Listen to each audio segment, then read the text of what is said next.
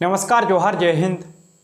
कैसे हो आप लोग? तो स्वागत है आप सभी का हमारे यूट्यूब चैनल झारखंडी रोजगार में।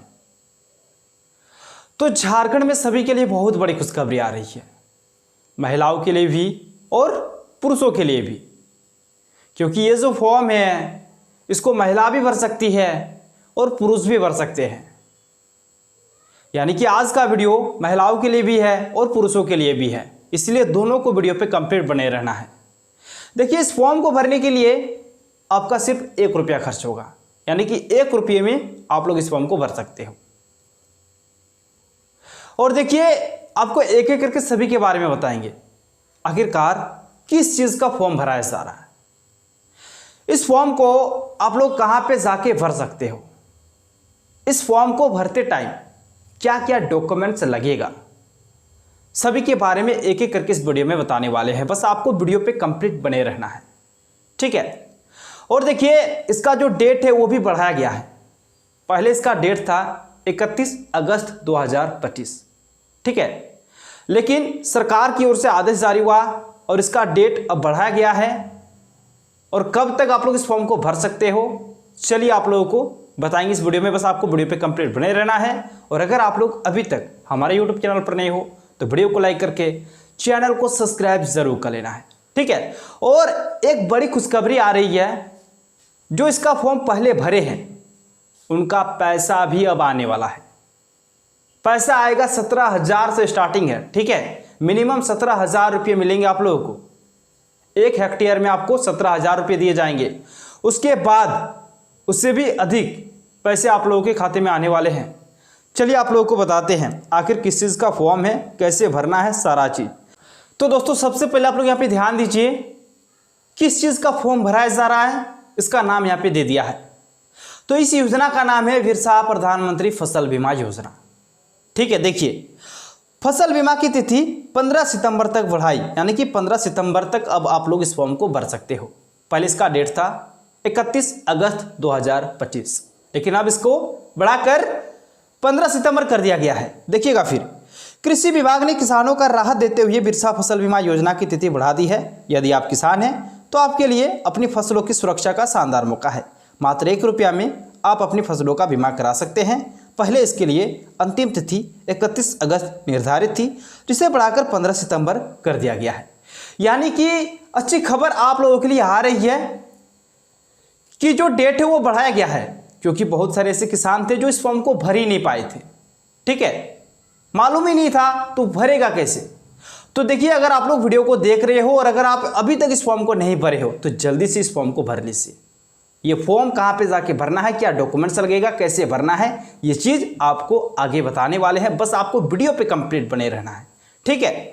तो ये चीज़ बता दिया, 15 सितंबर से पहले आपको फॉर्म को भरना है। चलिए दोस्तों, थोड़ा सा नीचे, अब ये फॉर्म आ गया, बिरसा प्रधानमंत्री फसल बीमा योजना 2025 का फॉर्म आ गया।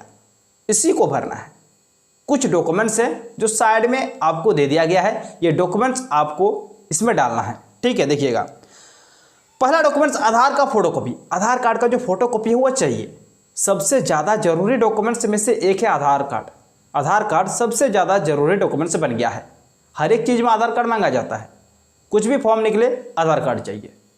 तो आधार कार्ड देखिए एक ऐसा डॉक्यूमेंट्स है जो आपको एकदम मतलब सही करके रखना है। बहुतों का क्या है ना कि किसी किसी का नाम में गलती है, किसी का डेट ऑफ बर्थ में गलती है, किसी का पिता का नाम में गलती है या फिर पति का नाम में गलती है, किसी का एड्रेस में गलती है। तो अगर आपका आधार कार्ड में कुछ भी गलती है तो उसको सुधार करके रख लो, क्योंकि आधार कार्ड हर एक चीज़ में लग रहा है। कुछ भी फॉर्म निकले आधार कार्ड आपका लगेगा ही, ठीक है। इसीलिए उसको सुधार करके रखना है। दूसरा डॉक्यूमेंट्स, बैंक पासबुक का प्रति, बैंक पासबुक का जेरोक्स लगेगा, ठीक है। फिर देखिए आगे, ये रसीद है, ठीक है, रसीद भी आपका लगेगा और आपका वंशावली। ये कुछ डॉक्यूमेंट्स है जो आपका लगने वाला है। अब चलिए फॉर्म कैसे भरना है इसके बारे में बात करते हैं। ध्यान दीजिएगा, सबसे पहले पंचायत का नाम, पंचायत का नाम डाल दो मेरे भाई, मौजा नंबर डाल दो, ठीक है। आगे ध्यान दिया, कृषक का नाम, आप फॉर्म भर रहे हो तो आपका नाम यहाँ पे डालना है, ठीक है। जो भी इस फॉर्म को भरना चाहते हैं उसी का नाम यहाँ पे डालना है। फिर देखिए, पिता पति का नाम, पिता का भी नाम डाल सकते हो, पति का भी नाम डाल सकते हो, किसी का भी ऐड कर सकते हो, ठीक है। फिर देखिए, कृषक का आधार नंबर यहाँ पे डाल देना है।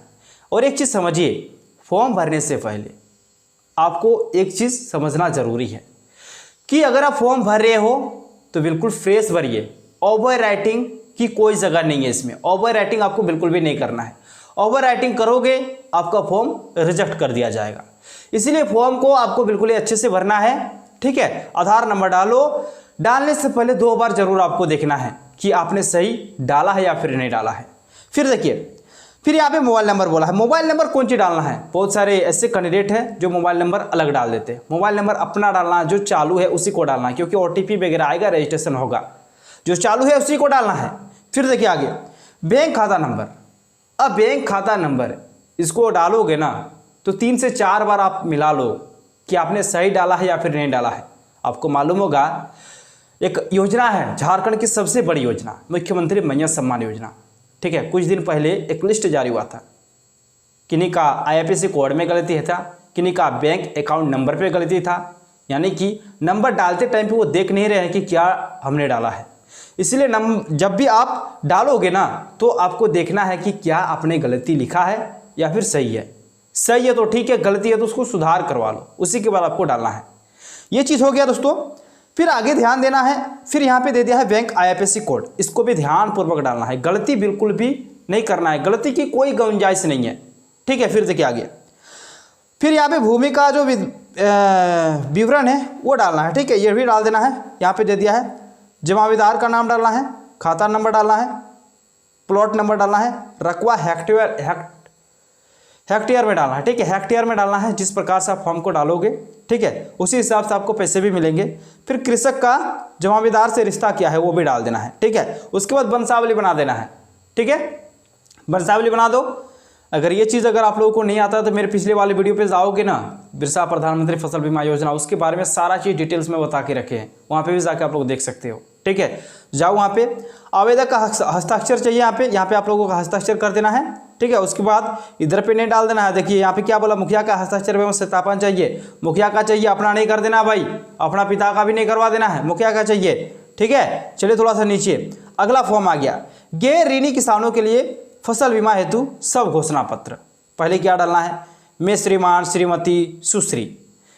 आप मेल हो तो श्रीमान से आपको जाना है, फीमेल हो श्रीमती से आपको जाना है, पिता पति जो भी आपको डालना है। अगर पिता का नाम डालना है तो पति वाला काट देना है, पिता वाला से ही लिखना है पिता का नाम। पति वाला अगर डालोगे नाम तो पिता वाला काट देना है, पति वाला को ऐड कर देना है, ठीक है। इस प्रकार से आपको फॉर्म को डालना है।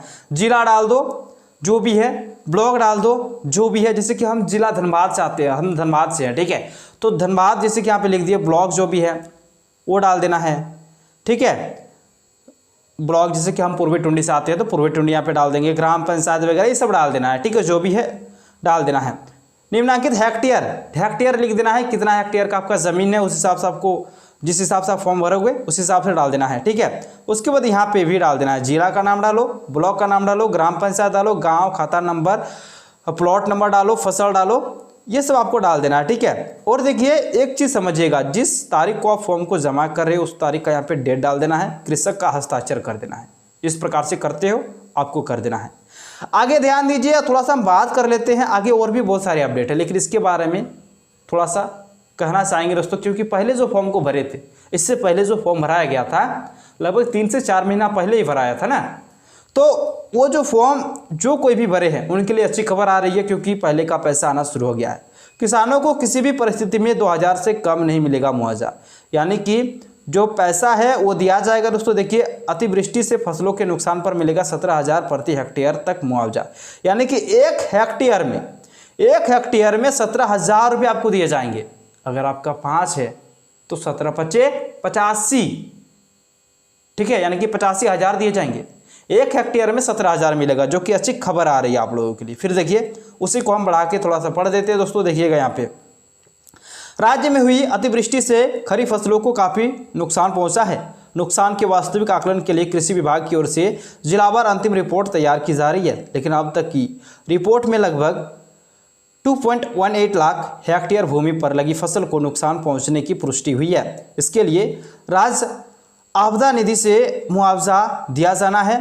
इस मद में न्यूनतम 2,000 व अधिकतम 17,000 रुपये प्रति हेक्टेयर दिए जाने का प्रावधान है। यानी कि न्यूनतम 2,000 से लेकर 17,000 तक दिए जाने का प्रावधान है। ठीक है, फिर देखिए राज्य के 5 जिले में ऐसे हैं जहां पर 150% से ज़्यादा वर्षा हुई है। सबसे ज़्यादा लोहरदगा में 300% अधिक वर्षा हुई है। इसी तरह सरायकेला में 240%, रांची में 196%, चतरा में 177% और खूंटी में 153% वर्षा हुई है। राज्य में इस साल 763 मिलीमीटर वर्षा हुई है, जो पिछले साल से 3 गुनी अधिक है। मौसम विभाग के अनुसार इस वर्ष सामान्य की तुलना में 72% अधिक वर्षा दर्ज की गई है। सीएम हेमंत सोरेन ने दिया निर्देश। राज्य में अतिवृष्टि से फसलों को पहुंचे नुकसान सहित अन्य समस्याओं को लेकर सीएम हेमंत सोरेन अधिकारियों के साथ पिछले दिनों बैठक की थी। सीएम ने तब नुकसान का आकलन कर रिपोर्ट तैयार करने को कहा था, ताकि प्रभावितों को मुआवजा मुहैया कराया जा सके। यानी कि पैसा देने की तैयारी हो रही है, जिनका भी नुकसान हुआ है उनको पैसा मिलेगा। ठीक है, फिर देखिए आगे। अगर किसी किसान की सिंचित भूमि पर 33% से अधिक फसल का नुकसान होता है तो उस किसान को 17,000 रुपये प्रति हेक्टेयर मुआवजा मिलेगा। इसी तरह से अगर किसानों को असिंचित भूमि पर 33% भूमि पर नुकसान होता है तो उन्हें 8,500 रुपये प्रति हेक्टेयर मुआवजा दिया जाएगा। सरकार किसी भी हाल में किसानों को 2,000 रुपये से कम मुआवजा नहीं देगी। यानी कि कोई भी हाल हो 2,000 तो आपको मिलेंगे ही। ठीक है, फिर देखिए आगे। 50% से कम खेती। अतिवृष्टि ने खरीफ की फसलों के आच्छादन को भी प्रभावित किया है। विभाग के आंकड़ों के अनुसार इस बार धान को छोड़कर दलहन, तिलहन, मक्का और मोटे अनाज की खेती 55% कम हुई है। अतिवृष्टि का असर सबसे ज़्यादा तिलहन पर पड़ा है, जिसकी 64% कम खेती हुई है। इसी तरह मक्का 36%, दलहन 58% और मोटे अनाज 56% कम खेती हुई है।